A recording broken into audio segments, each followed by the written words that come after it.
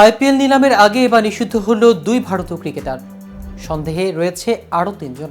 IPL নিলামে একদিন আগে সন্দেহজনক বোলিং অ্যাকশনের কারণে নিষিদ্ধ হয়েছে ভারতের দুই ক্রিকেটার।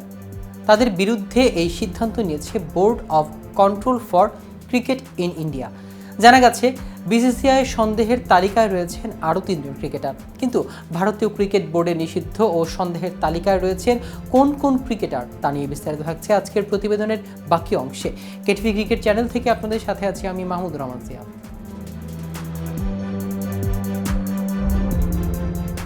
জানা গেছে ক্রিকেটার মনীষ পান্ডে ও সৃজিত কৃষ্ণের বিরুদ্ধে কঠোর সিদ্ধান্ত নিয়েছে বিসিসিআই।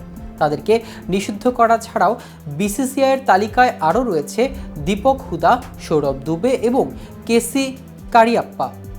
তাদের বোলিং অ্যাকশনও সন্দেহজনক তালিকা রয়েছে। আইপিএল নিলামে আগে সব দলকে চিঠি পাঠিয়ে এই 5 ক্রিকেটারের কথা জানিয়ে দিয়েছে বোর্ড। মনীষ দীপ করা আইপিএলের নিয়মিত মুখ। যদিও এই 5 ক্রিকেটারের কাউকেই দল রিটেন করেনি, তবে নিলাম থেকে তাদের দল পাওয়ার যথেষ্ট সম্ভাবনা ছিল।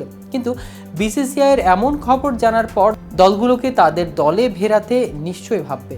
আগামী 24 নভেম্বর বেলা 12:30টায় আইপিএলের 2 দিন ব্যাপী নিলাম শুরু হবে। সর্বোচ্চ 204টি স্লটে ক্রিকেটাররা দল পাবেন, যার মধ্যে সর্বোচ্চ 70 জন বিদেশি ক্রিকেটারের কপাল খুলবে।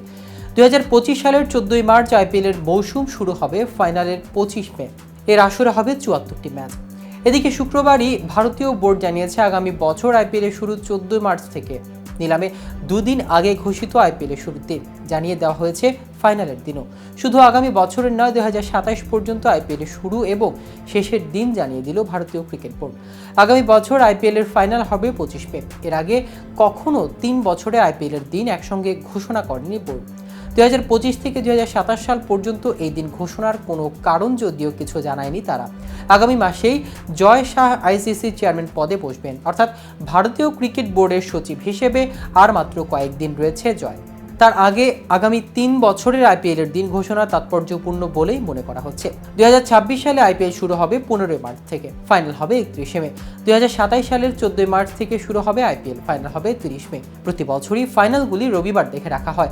আগামী 3 বছরের জন্য আইপিএলের দিন ঘোষণা করে দেওয়া আন্তর্জাতিক সিরিজগুলি সেইভাবে রাখা যাবে। কোনো ক্রিকেটারের আইপিএল খেলতে যেতে অসুবিধা না হয়, সেই কারণে বোর্ড এমন সিদ্ধান্ত নিয়েছে বলে মনে করা হচ্ছে। তো ভিউয়ার্স, ভিডিওটি সম্পর্কে আপনাদের কোনো মতামত থাকলে আমাদের কমেন্ট করে জানাতে পারেন। সাথে সাথে নিয়মিত ক্রিকেট আপডেট ইনফরমেটিভ ভিডিও পেতে কেটিভি ক্রিকেটের সাথেই থাকুন। ধন্যবাদ।